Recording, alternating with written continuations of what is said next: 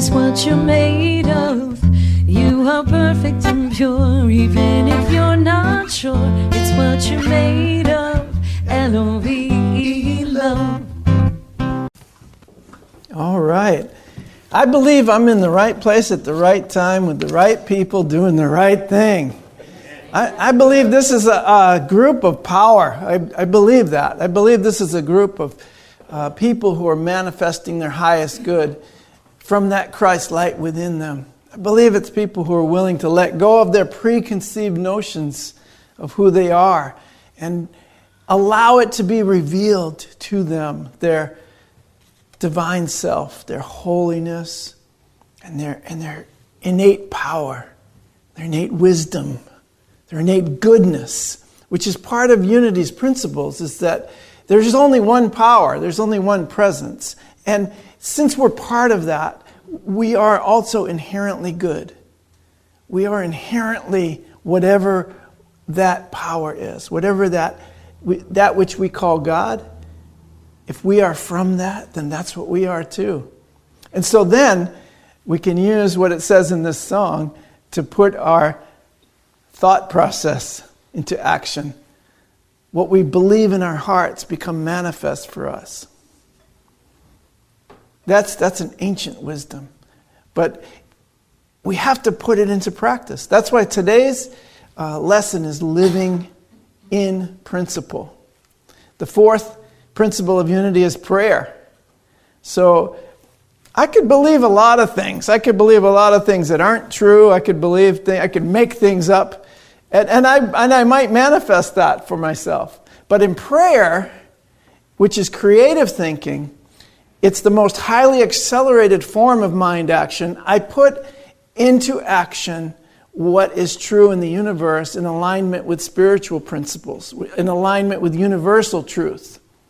And that's when it really starts to make a difference. That's when it really begins to manifest all the good, my highest good. Amen. So we're going to talk about the fifth principle of unity today. Knowing and understanding the laws of life, also called truth, are not enough. A person must also live the truth that he or she knows. That's why a spiritual community is so valuable. It's valuable to us in our quest for truth, in our quest to realize the truth, not just get it conceptually, but to realize it. By joining with others on a spiritual path, I can learn in a dynamic environment how to put the teachings of unity or any true spiritual teachings into practice in my life and make every effort to live the principles that I know intellectually, conceptually, that I understand, that I believe. When I experience it, it becomes something that I know. So to many people, this is the most important principle we have. To me it is. Without it, the others are merely conceptual ideas. They're just ideas of spiritual truth. They don't become real for us until we put them into action. And the best part about spiritual principles is they always hold true, no matter where we are in our understanding of them or in our experience of them. It's always true all the time for everyone. And I can use it to my benefit. It doesn't matter where we are on the path. It's still true. That's why it says a person must live the truth that he or she knows. I may not know or have discovered intellectually yet certain aspects of truth. That doesn't mean I can't take the truth that I already know and put it into action. And until I do, the universe isn't going to give me more. I have to come to that place where it's how I'm living. Then I'll receive more because I can use it and put it into action. And there's no judgment of what you know or what path you're on. We say this every service in the beginning. Bruce said it today. No matter where you are in your spiritual journey, you're welcome here. Because no single path is right for everyone, not even our own. A lot of people here come from vastly different backgrounds. Backgrounds of Catholicism and Buddhism and Eastern religions. No religion at all. There's a hand waving in the back. Proudly, I grew up with no religion, he says. But I love principle. I love living in harmony with all that is. And so he's adopted unity as his spiritual home. Isn't that wonderful? Yeah. So we can all join in this shared spiritual awakening no matter what our background is. And no matter what our present spiritual practice is, if it's spiritual. And you're practicing it. That's the only two requirements. That it's actually spiritual, not something else. And that you're putting it into practice. So I love it. I'm so grateful to have the opportunity to live the truth that I know. The truth I know is not going to be exactly the truth that you know. And at the same time, ultimate truth with the big T, capital T, is always the same. So the truth I know is different from the truth you know, but it's all part of the great big truth. And we're all somewhere in relationship to the great big truth. And so your truth is just as valuable. Your spiritual truth is not something that I could ever judge. We are allowed to discover and experience the ultimate truth at our own pace and in alignment with our soul's purpose. The truth is, you have a purpose. We all have a purpose here. We're all, each and every one of us, a masterpiece of God's divine love. But we're also, each and every one of us, a work in progress. Yeah. There's one thing I can never judge, and that's the purpose of someone else's soul, or the place at which their spiritual evolution is taking place. We have the responsibility for our own evolution. We must trust that Spirit's taking care of the rest. If we are to live in principle, then we must have faith that infinite mind has it all in divine and perfect order. The thing I have to focus on is my individual path. If we focus on our individual path and trust that the oneness of the universe will be revealed to each person in a way they can understand and put into practice, then we can bring the whole of humanity closer to the realization of the kingdom right here and now. Trust. I trust. I trust that you are on your path. And I'm on my path. And today our paths have met for a little while. For a moment in time, we've come together to acknowledge the divinity within each of us. And I think that's really important to remember. For whatever reason I've come here, the biggest reason is Spirit has guided me here today so that our paths can cross and that we can see the divinity in each other. And then we bring the whole of humanity closer to that realization and that experience. It's not just an intellectual idea anymore. It's really happening. It's a frequency of energy that you can feel. I love it. That's a real good reason to get together. It's a spiritual center. I mean, we have a lot of ideas about what church is, but I like spiritual center because I never know what's going to happen. Right? Something good's going on around here. We do that song sometimes, Church on Fire. It's hard to sing Spiritual Center on Fire. One lady said, "You teach the power of your thoughts. Don't say the church is on fire."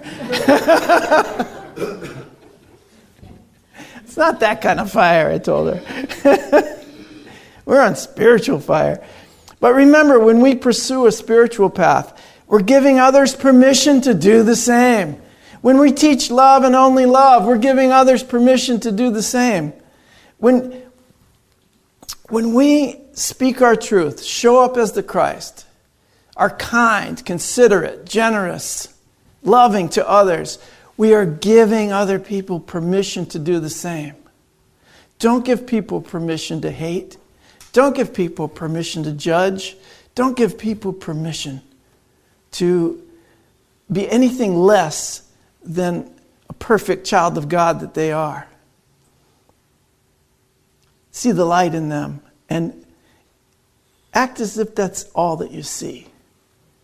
And pretty soon it will be all that you see, because you're giving them permission to be the light. And it feels a whole lot better than the other option. Amen. So it really doesn't matter where you are in understanding the laws of the universe, as long as you are authentically pursuing and living the principles that you know. If you are in authentic pursuit of living these principles, you're giving others permission to do the same. When you live the truth you know, a wonderful and miraculous thing happens. You discover more truth. You discover and experience more truth. It never stops. You experience more love. You extend more peace. And the greatest gift of all, you remember who you are. You remember that you're a perfect, whole, divine child of a divine creation. This is great. I love this guy. I grew up with this guy. Discovering the truth about ourselves is a lifetime work, but it's worth the effort. Amen. Mr. Rogers, not just a TV personality and an amazing genius with childhood education. He was also a Presbyterian minister. He wasn't a pulpit minister. He was a PBS minister. He was a Channel 2 minister. I remember him every day taking off the jacket, putting on the sweater, putting the slippers on. Just moving real mindfully, slowly, speaking to you with reverence, speaking to children slowly with respect and reverence. Amen. Not a lot of adults were doing that in my life. They were usually yelling at me and speaking really fast. Yeah.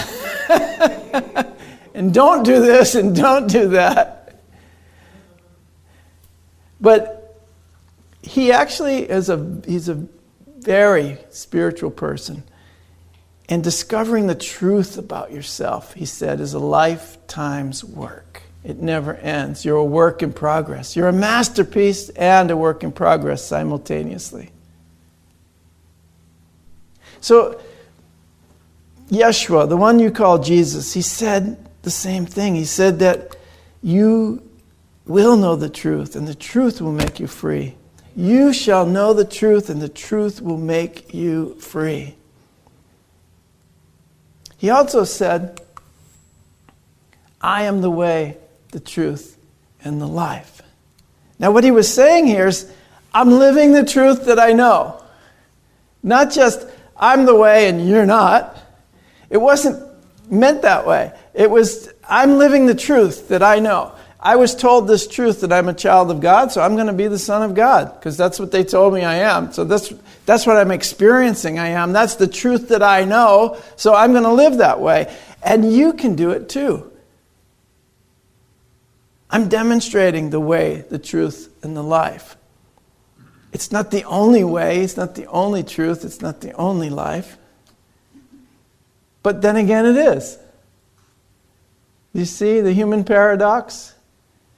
The big truth and our personal truth, they can be in alignment. We can choose for that to be in alignment. We have to be in alignment with the greater truth if we really want to discover our personal truth. So all he was saying is, I'm living the truth that I know. My truth is in alignment with capital truth. Capital T, truth. And this is much more powerful and in a more effective way than just telling you the truth with words, intellectually, conceptually. Rather than telling you the truth, I want to demonstrate it. Amen. Then it can be an experience. You know, a lot of people trying to tell you what the truth is, but it has to be experienced. That's why I am the way. I am the truth. I am the life. He was showing us that this is what we will discover. We will discover the truth as well, that the truth is in us, that the Christ is in us, the light is in us, that God is in us. He said, you will know the truth. You will experience the truth, just as I am. And that knowing, that experience will set you free from the world of illusion, from the world of duality, from the world where hate is even possible. It's not possible in the mind of God. It's not there. You won't find it there. Isn't that wonderful? There's a place where hate doesn't exist. There's a place where sickness and death do not exist. There's a place where separation does not exist. It's just not there. We have manifested an illusory reality that has nothing to do with truth, and so it has nothing to do with reality. But he's saying, when you find the truth, which you will find it, that's what will set you free. You will discover and find the truth through your own experience. So it's not in our understanding of it. It's not in our explanation of it. It's not even in our revelation of it that sets us free. But it would be in our knowing of it that sets us free. And it is universally accepted that you cannot really know anything until you live it. Till you experience it personally and demonstrate it in the world. That's when it becomes something you know. You know it because you're living it. You're experiencing it. It's what you're doing. It's who you are. It's not just an idea anymore. So if we really want to know these principles, otherwise called the laws of life or truth, we must live that truth that we know. We must embody the principles of unity or any spiritual principles which you practice. You must embody it. You must become it. It must be you. And then you will know. Then you will know that you are the truth. You are the way. You are the life. I love you guys. Thank you.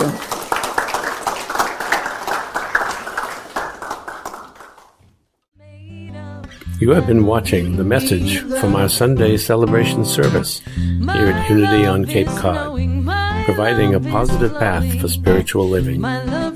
Please join us every Sunday morning at 10 a.m. at 147 Walton Ave, Hyannis, Mass. And visit us online at unityonCapeCod.org. This video was made possible in part through a grant from Unity Worldwide Ministries and the Templeton Foundation.